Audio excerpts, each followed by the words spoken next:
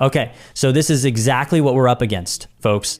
Democrat Senator Blumenthal just tried to set an obvious political trap for Andrew Duva, President Trump's nominee to be an assistant attorney general, but the entire plan completely backfired and he was publicly humiliated. We have the full clip of the on-camera meltdown you need to see. Let's watch the full clip and then I'll give you my thoughts at the end.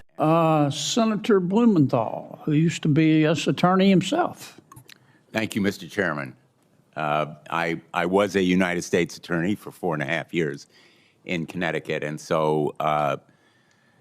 Duva, your nomination has special significance. I think it ought to have enormous meaning to the entire committee and to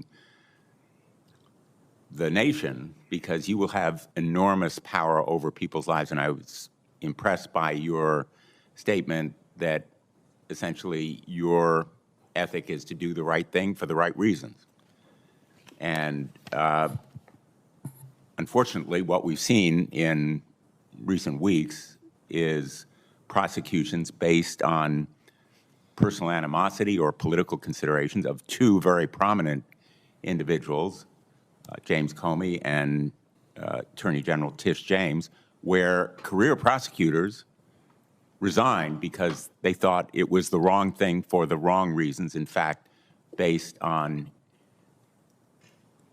improper considerations. Instructions from the president contained, among other places, in a post that he used to issue instructions.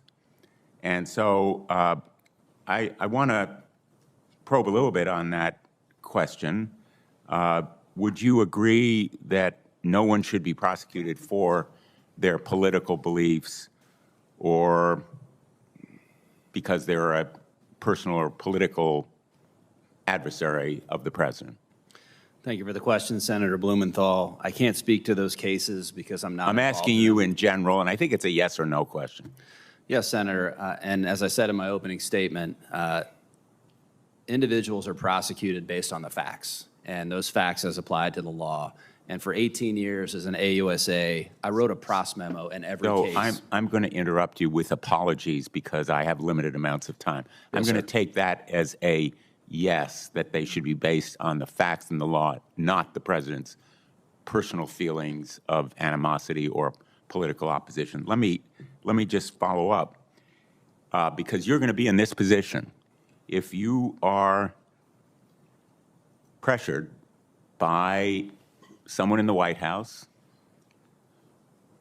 including the president, to bring criminal charges that you believe are unsupported by the facts and the law. Would you resign?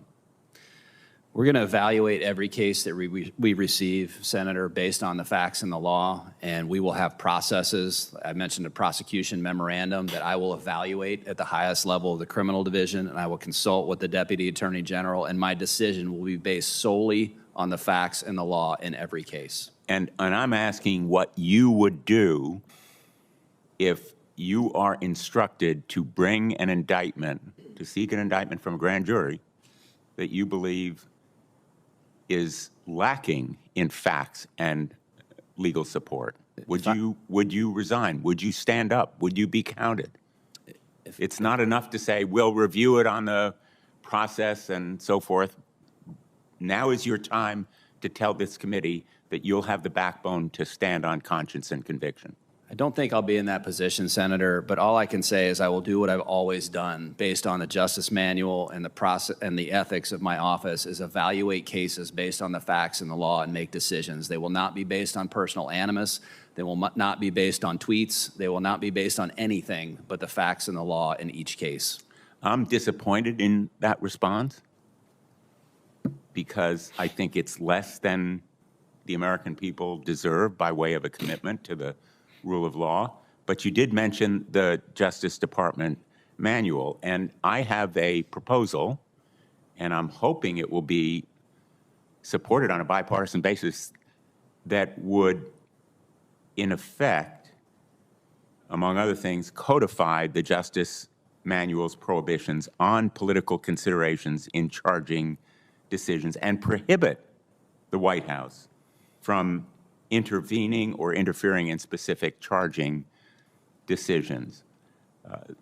In addition, it would create a statutory right of action for people who are selectively or maliciously prosecuted. It would give them rights, much as they have in state court. I don't know about Louisiana, but in many state courts, there is a cause of action for malicious prosecution, and it would enact some key reforms in the grand jury process to ensure that the government isn't abusing its power. Would you support those kinds of reforms, Mr. Duva? Be happy to work with the Office of Legislative Affairs and Legal Policy to have those discussions with the committee and also the Senate. And many of those protections do exist in the Hyde Amendment, which is a federal statute that addresses malicious prosecutions or prosecutions that are not based in fact in law. So those protections do currently exist on the federal level. My time has expired, Mr. Chairman. I thank you. Thank you, Senator. I mean, that disappointed at the end. That's the whole game right there, isn't it? He's not disappointed in the answer. He's disappointed that the guy didn't fall for the trap. It's this pure political theater, and he's just mad that Mr. Duva wouldn't read from the script. And the contrast is just, it's stark. You've got this career prosecutor, Duva, who just keeps repeating facts in the law, the justice manual. That should be the most boring, standard, correct answer imaginable. That's the only answer you'd want from someone in that job, right? But that's the answer that makes Blumenthal angry. It drives him crazy. He keeps poking him. Will you resign? Will you stand up? Show us your backbone. He's not asking for a prosecutor. He's asking for an activist. He wants a political ally in the DOJ, and he's furious that this guy is just a normal, by-the-book professional. But the part that honestly gets me, the part that's just completely beyond the pale, is him bringing up Tish James. Tish James, as a victim of political prosecution, I mean, am I taking crazy pills? This is the woman who campaigned her entire platform was, I'm going to get Trump. She didn't even have a case yet. She just promised she'd find one. That is the literal definition of a political prosecution, and Blumenthal is sitting there pretending she's the one being treated unfairly. It's just gaslighting. And then he throws James Comey in there too, as some noble martyr who resigned on principle. James Comey was fired. And the IG report, I mean, the report found he violated DOJ policy. He leaked his own memos to the press specifically to get a special counsel. These aren't heroes of the rule of law. They're the ones who broke it. And look, I'm just a Brit, but even I know about this guy. This is Da Nang Dick, isn't it? The guy who got caught lying about serving in Vietnam when he was stateside the whole time. This is a man whose entire career is based on political theater and, let's be honest, lying. And he's the one lecturing other people on conscience and conviction. The nerve of that, honestly, to sit there on that high horse after being exposed for that and demand someone else prove their integrity, it's almost impressive, the total lack of self-awareness. But the end is the best part. After his trap fails, after the hypocrisy, he tries to pivot, tries to look like a serious legislator. I have a proposal. He says a new law to stop malicious prosecutions. He's so proud of it. And Mr. Duva, who he's been badgering this whole time, just has to just politely fact check him. He has to remind the senator on the Judiciary Committee that, Senator, that law, it already exists. It's called the Hyde Amendment. I mean, you can't make this up. He's been on this committee for over a decade, and he's proposing legislation that's already been on the books since 1997. It proves this was never about the law. It was never about substance. It was just a performance. And that's the whole thing. That's the mask off moment. That disappointment wasn't about the rule of law. It was the disappointment of a political hack who realized he couldn't bully a professional into becoming a political weapon for him. It's pathetic, and honestly, it's exactly why people don't trust these politicians.